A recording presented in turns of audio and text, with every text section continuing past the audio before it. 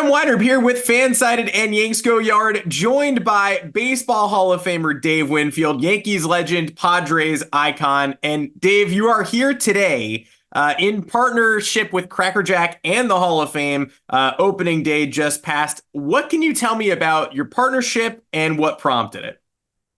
Well, Adam, I'll tell you, as usual, I always get ready for the baseball season and the fun and actually the work that I do.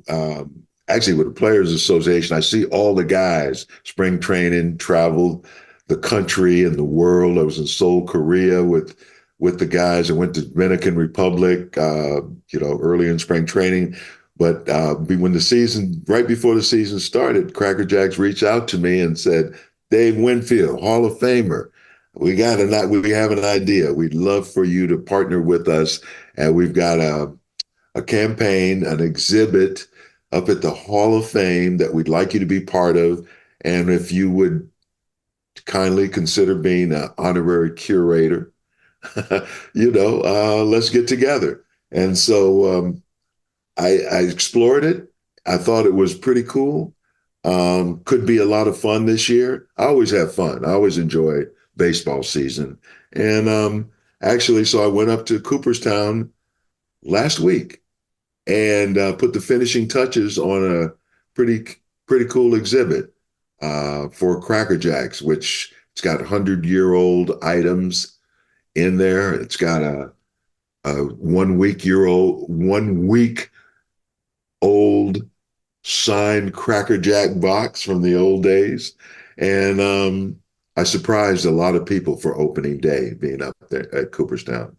That's amazing. And there's nothing like Cooperstown in the winter too, right before the baseball season starts. You've worked with the Hall a lot, obviously, since being inducted in 2001. You were the one chosen to deliver Bud Fowler's Hall of Fame speech just a couple of years ago. I'd love to know a little bit more about what that honor meant to you and the progress that you're seeing made in properly honoring Negro League stars and maybe pioneers of the past who've gotten left behind. See if I can do this in short order. I've always been aware of my predecessors in this game. The regular players, the Negro League players, and now the Negro League players are considered major league players.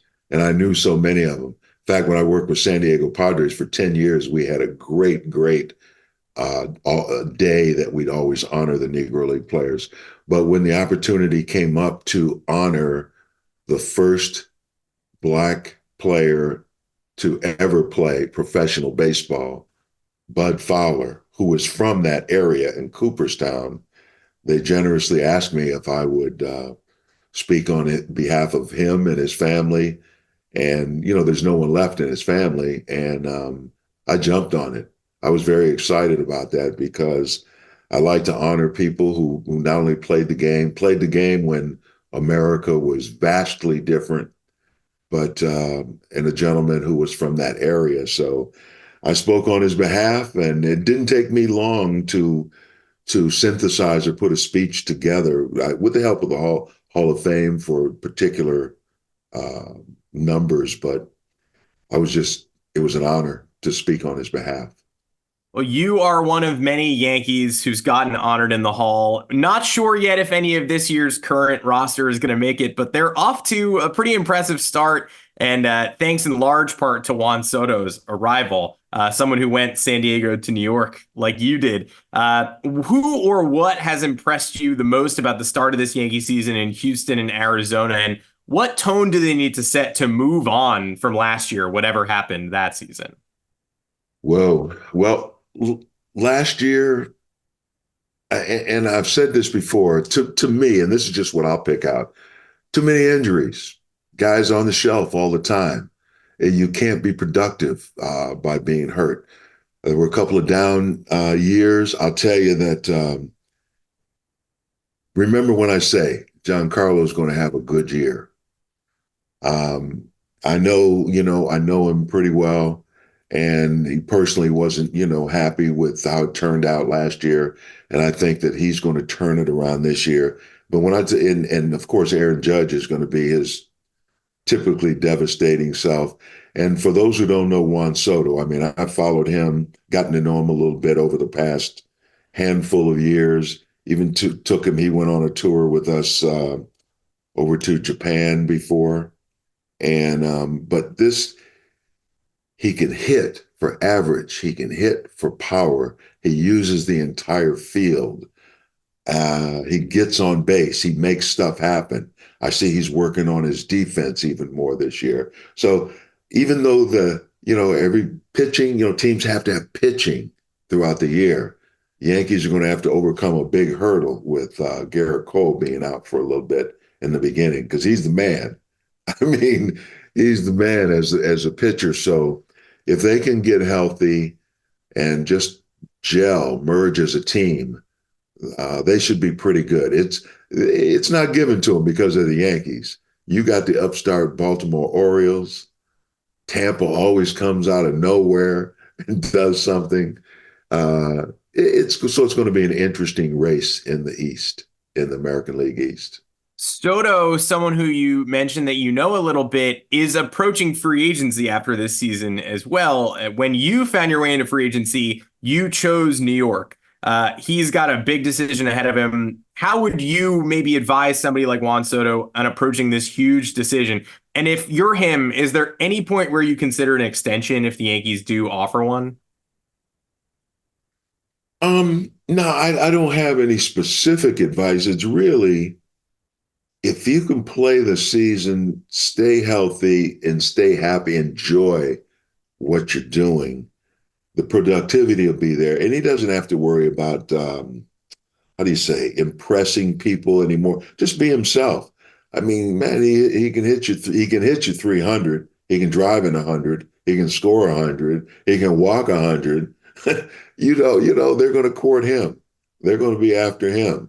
And at the end of the year, if they win, he'll have a smile on his face for that. And if he just has a typical year, he's going to be smiling as well because he'll have a lot of suitors, a lot of people courting him because he's an exceptional talent. Good guy. Perfect. And Dave, I've got one last question. There's another prospect in the Yankee system, a 6'7" outfielder named Spencer Jones, who a lot of people are focused on. Obviously helps to be a multi-sport athlete like you and Aaron Judge, but not a lot of guys make it at that size. And somehow the Yankees have been connected to plenty of them.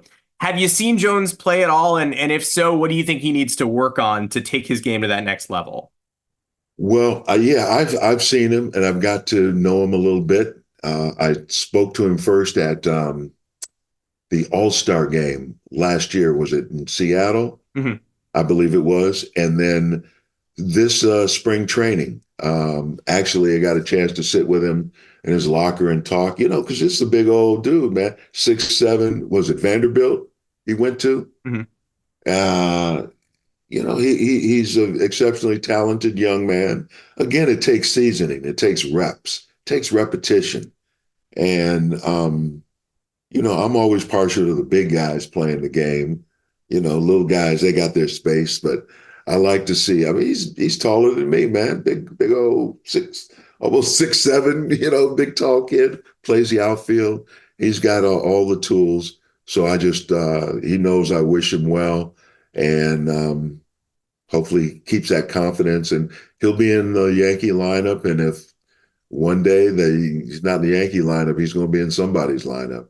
So again, I'm pulling for those big, tall guys all the time. So are we, Dave. Thank you so much. I really appreciate your time. And let me know what I can do to get my hands on one of those signed Cracker Jack boxes because I'm willing to pay whatever it takes.